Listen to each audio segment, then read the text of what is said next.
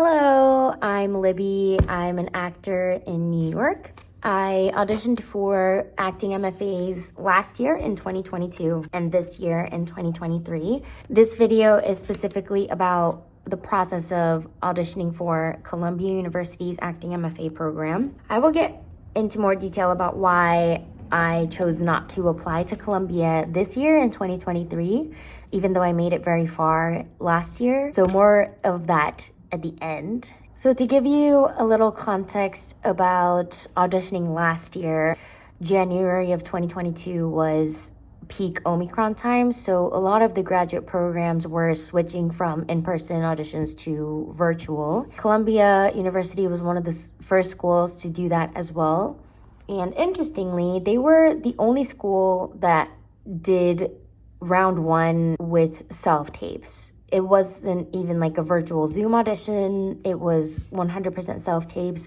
So along with my application material, I submitted 2 pre-recorded monologues, and that was basically it. That was round 1. And if they liked it, they moved you on to round 2, and that was a live virtual Zoom audition where you were asked to do some pieces again. And if you moved on, round 3 was virtual interviews again on Zoom. It's probably a little different now because COVID restrictions are loosening up. But yeah, please enjoy watching the video and I'll see you at the end. Okay, enjoy. All right, just logged into Columbia and it turns out their applications are open. I didn't even know. So here we go. Application type, directing, accept directing, theater MFA, accept directing. Is that what I am? Open application. Ah! Okay, here we go. January 5th. Today is actually submission day for Columbia, and I put off recording my monologues until the last possible moment. I actually still have a couple hours. I think it's like 2 p.m. maybe, and videos and everything is due by the end of today, like 11:59 p.m. I have everything else. I'm just recording my monologues. Let me show you my setup. This is New York living for ya. This is the ring light for the back. Those are my 2 ring lights. That's where my phone goes. And I've been just sitting on this. That's my monologues, coffee. I've been using that as a prop. It's not working very well. But I never thought someone would come into my life now, as it is now, and do this. Why? You think just because you've been in this room, you understand what it's like? It is the one place I can go and find Michael. Okay, update. It's been a while. It's March 5th, I think. I just had my Columbia callback. I had planned a trip to upstate New York like a month ago. I felt bad for canceling, so I am doing the callback in the fucking hotel room.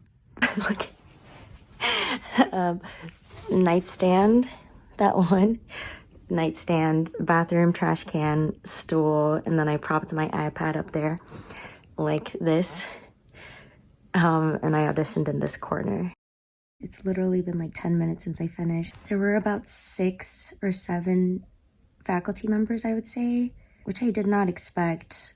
I guess that makes sense for a callback. It was great. I did recognize somebody named Jay Fernandez, and I don't know where I'd seen him before, but that faculty member, and also Ron Van Loo, who was head of acting or some important acting teacher at Yale, they asked me what I wanted to do, and I asked if it had to be from the 2 self-tape monologues that I initially sent, and they said, no, you can do whatever you want. So I weirdly chose a monologue that I hadn't done for any school, but it was my go-to for a long time, from Some Unfinished Chaos by Evan Guilford Blake, because when I auditioned for Brown, I kind of just went with my gut and did what I felt comfortable with, and it paid off. I got waitlisted to Brown, by the way. I don't think I recorded that part. And so I did that one. I felt good about it. And then I did Phoebe, which is also my go-to classical. I thought they were solid. I was connected. I have no regrets. And if they don't need me, then hey, it wasn't because of something I didn't prepare, something I wanted to do but didn't do. Supposedly some people are going to get scheduled for a follow-up afternoon interview, but they said nothing. I don't know what they're looking for. All right, future Libby here again. So the interview process was pretty chill. I ended up getting an email a few hours after that second round virtual callback saying 4 p.m., 5 p.m., please be ready to do a Zoom interview. And it was a little complicated because I was on the way home from upstate New York back into the city. So my boyfriend had to call his friend in New Jersey and ask if I could borrow their room for like an hour. Anyways, it worked out. The interview was fine. It was pretty low-key. I'm sorry, this was a year ago and I don't really remember the questions that they asked, but I don't think there was anything like super philosophical or abstract. It was pretty straightforward from my memory. The one question that they did ask, of course, was why are you interested in a graduate school program at this point in your career, which all the schools ask. So that's the only one that's very clear in my head. But it was pretty chill. They were laughing. We made jokes. It was a very relaxed atmosphere. Oh, also, they didn't ever ask me to sing. I don't know if that's changed with in-person auditions, but not once was I asked to sing at any stage. One of the faculty members actually looked at my resume and said, oh, you went to a musical theater program, because that's what I did at my old acting conservatory. I was a musical theater track, like major, but they mentioned it and they didn't ask me to sing or anything, so that was different. Yeah, and then I was put on the wait list, and they actually had me wait until August to hear like final results, maybe end of July. Anyways, it was very late, like almost right before their semester started was when they gave me my official rejection letter saying you didn't make it off the wait list this year, but please apply again next year. And they also gave me a waiver to apply this year because I made it on the wait list, but I chose not to apply this year. Very similar to my feelings with Brown University. While I was on the wait list, a lot of things became clear to me.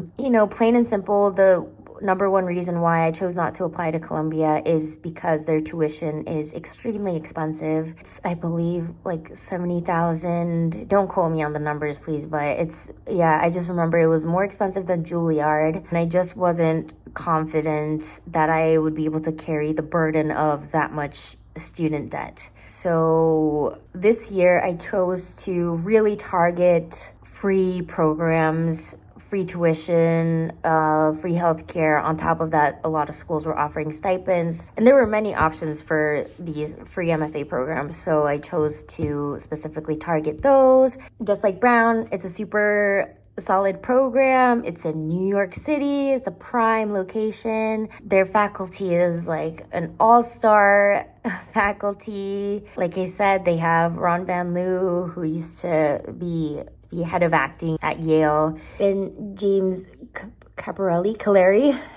Clary is a super famous casting director in New York, and he heads the program, if I'm not mistaken. So yeah, a lot of connections, and I know a lot of their alumni are like working like crazy and such, but yeah, just didn't think it was the right fit for me. My reasons for not choosing to go to Brown were a little different. That video is already up on my channel if you want to check out why I chose not to apply for Brown this year, but that was it.